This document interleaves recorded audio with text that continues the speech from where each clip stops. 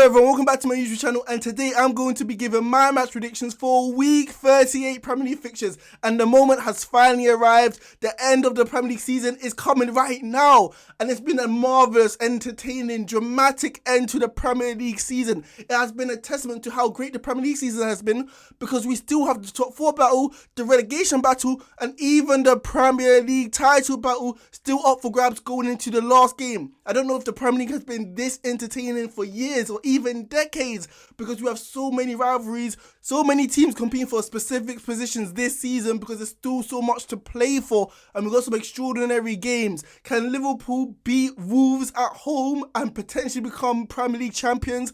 That's if Manchester City lose to Aston Villa at the Etihad. Could Steven Gerrard do his former club, the club he became a legend at, Liverpool, can he do them a favour and actually pull off a draw at least at the Etihad against Manchester City? Because we know the last time they played at Villa Park, Steven Gerrard's men played them tough and only lost 2-1. So let's see what's going to happen. Could Spurs pull off a Spursy thing like they always do and choke to Norwich, the worst team in the league, who are pretty much down and relegated in the Premier League this season? Can Arsenal beat Everton? There's so many games happening, and let's hope for goals, dramas, thrills, and entertainment like I always say.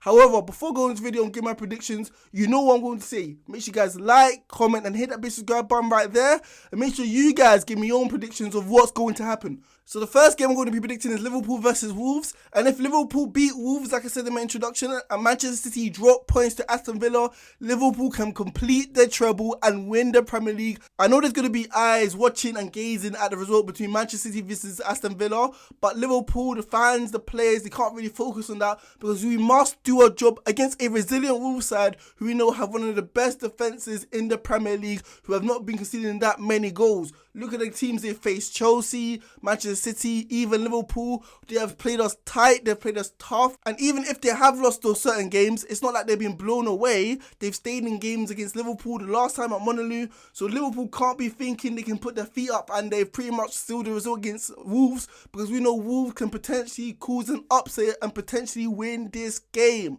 And the thing is, I'm going to say, first of all, the Liverpool players can't react to what the fans are feeling and thinking at that moment, because we know there's going to be radios, there's Twitter, there's Instagram. They're going to be updated every single minute of every single moment in terms of Manchester City versus Aston Villa. And the Liverpool fans are going to go ballistic, or they're going to groan, or they're going to moan, and they're going to be upset. But Liverpool players cannot latch onto this feeling and get distracted, because we know that Wolves are going to be laser focused on this game against Liverpool, because pretty much they don't have anything else to play for. So Liverpool can't be dictated by emotions, thinking, oh, we might as well not win this game because Manchester City are winning. They must be laser focused on this game, because it's all up for grabs, and 90 minutes, anything can happen in a football game between Manchester City and Aston Villa. The last thing we need is Liverpool fans making the Liverpool players nervous and thinking that this game is pointless and potentially let Wolves win this game at Anfield. However, I don't feel like this is going to be a massive factor, because we know Jurgen Klopp has dubbed his side as mentality monsters. They don't really get fazed by the big moments. They ensure that they maintain composure, professionalism, and always attack the job at hand and don't really get distracted. Even though the Liverpool fans are going to be reacting bizarrely to whatever results happening at the Etihad. But in terms of the game against Liverpool versus Wolves, I think it's going to be a straightforward game. It's going to be attack v defence. We know Wolves are much better set up on the counter-attack. That's why we have seen them not concede that many goals this season. And we know Liverpool like to play on the front foot. They like to dominate games with possession and use their width and their wing-backs to dominate the game and create chances. We know their front forward men have been playing good, like Luis Diaz, Mane as well. Although Salah's form has teetered a bit, let's see if he's going to be fit for this game, because we know got injured in the final of the FA Cup. But I feel like Liverpool will have enough strong players, enough of a healthy squad to beat Wolves in this game. We know they've been playing excellent football. They've been scoring goals for fun. And I feel like even the result against Southampton, it just shows the strength and depth. Even if certain players like Van Dijk is injured or Salah is injured, players who got injured in the final against Chelsea in the FA Cup, we know that players like Minamino can do a job like he did score a goal, especially against one of the lesser sides, no offense to Wolves. Going in this game, I feel like the Anfield fans are going to make a historic atmosphere. It's going to feel like a cup final, and they're going to will in the ball into the goal sometimes, where it feels like Liverpool are nervous or feeling the pressure a bit during the game. So I'm going to be predicting a 3-1 home win for Liverpool FC. So the next game I'm going to be predicting is Manchester City versus Aston Villa, and it's straightforward. It is simple for Manchester City. Win this game, you become back-to-back Premier League champions and have won the Premier League 4 times in your last 5 years. What an achievement if it does happen for Pep Guardiola and his coaching staff and even the players. It's just one game. All they need to do is get the result they need and they'll be lifting that beautiful trophy at the end of the game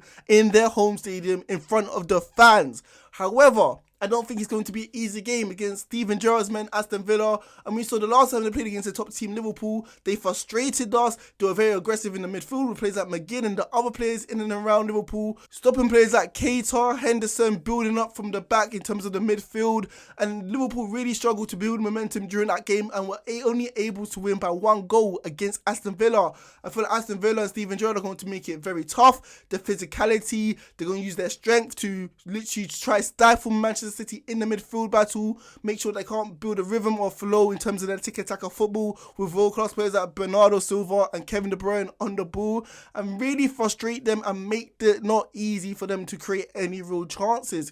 I do feel like Aston Villa do match up well against Manchester City because just like Liverpool, Manchester City do play a high line, and we know Manchester City are not going to have their fit centre-backs because we know Diaz is out, so Fernandinho's going to play in the centre-back role, and we know the last time we saw him do that against West Ham, he wasn't able to play particularly well, and West Ham were able to take advantage of this. So imagine a fully fit Watkins and a fully fit Danny Ings going against Fernandinho and that Manchester City high line. We saw against Liverpool, they kept creating runs in behind, frustrating Liverpool's high line, and it really gave them joy and success and stretched the play for other Aston Villa midfielders to get on the ball to create chances. So I feel like Aston Villa do match up well if Steven Gerrard does opt for this game plan, because against the top teams it usually works since you're not going to have the bulk of possession in this game. However, as optimistic as I am as a Liverpool fan, hoping that our Liverpool legend Steven Gerrard can do us a favour, surely Manchester City win this game, right? We know this is their only real chance at a trophy this season because they were knocked out of the FA Cup, Carabao Cup and even the Champions League in pathetic fashion. So we know Pep Guardiola and the players will want to salvage something of a mediocre season this year. And we know Manchester City, when they feel the pressure, they usually stand up firm, especially in the Premier League, and get the results they really need. We haven't seen them in recent years in the past choke away Leeds, and I can't see them do it on the final day when they've had experience throughout their history. 2013, 2014, 2011, 2012, even 2018, 2019. When it comes down to the final game, Manchester City usually gets it done. Pep Guardiola knows how to get into the players' psyches. However, going this game, I'm going to be optimistic. I'm a Liverpool fan. I think Aston Villa will be able to do a job. I'm going to go for a 1-1 draw, especially since Manchester City did draw the last game against West Ham, and they will have the right tactics to deploy to really frustrate Manchester City. So I'm going to go for a 1-1 draw between the two sides. So the next game I'm going to be predicting is Arsenal versus Everton, and at the time of recording, Everton obviously have 2 games in hand, and they're only 1 or 2 points off the relegation zone. So if Arsenal do win this game in the last game, maybe Everton do go down, especially if Leeds and Burnley win their respective games. However, I feel like Everton have caught a break, especially losing to Brentford, getting 2 men sent off, lack of discipline under Frank Lampard, because we have seen them get red cards in certain games as well with Michael Keane as well.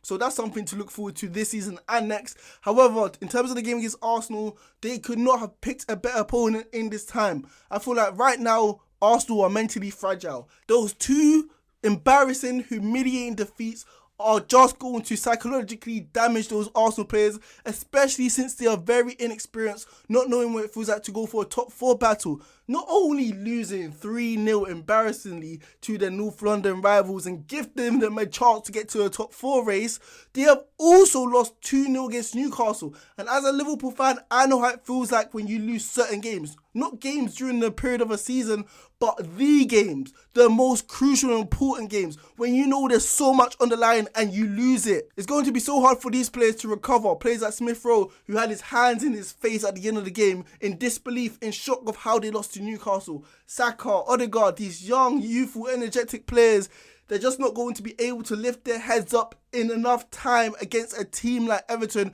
who are fighting for their lives right now. I feel like this short time span is not enough time for Arsenal to recover, to get their mojo back, to beat Everton, especially since Everton beat Arsenal in their last game when Everton were, in fact, in worse off form, if you remember the time they were managed by Rafa Benitez. So honestly, I can't see Arsenal winning. They do have a superb home record, and when they play in front of the fans, it feels like they do switch up and they know how to perform. Like I said, it's just too much emotional baggage, too much emotional damage to the Arsenal side, and I can talk about tactics, and Arteta can draw stuff on the drawing board at the beginning of the game, but if you just don't have the heart and the desire and your head's down, how are you actually going to live out the plan Arteta sets up for you at the beginning of the game? We saw against Newcastle, you thought they would have had a reaction in the second half. They didn't. They got outplayed, and in recent fashion, they've just been outplayed, outfought, and it just felt like the other team have just wanted those certain games more. So going this game, I don't feel Arsenal will lose because they do have a superb home record, and Everton aren't that much better away from home, because you have seen them lose in shocking results and even draw to Watford, who are already down. So I'm going to be predicting a stalemate, 1-1 at the Emirates Stadium between the two sides. So the next game I'm going to be predicting is Norwich versus Spurs, and Spurs fans must be hopeful, they must be excited, they must be so relieved that they are versing Norwich FC. All they need is a draw to get Champions League football for next season. I know what Spurs fans are thinking. It's so Spursy of them to lose in this game and let Arsenal have a chance to beat Everton, to leapfrog them. And those Spurs are performing Spursy like in certain moments when it feels like literally they have the results in their hand, so they're not going to get carried away. However, come on, you could not have picked a better opponent. Norwich City, they are 20th in the league, they are really relegated. They have scored 22, 23 goals this season.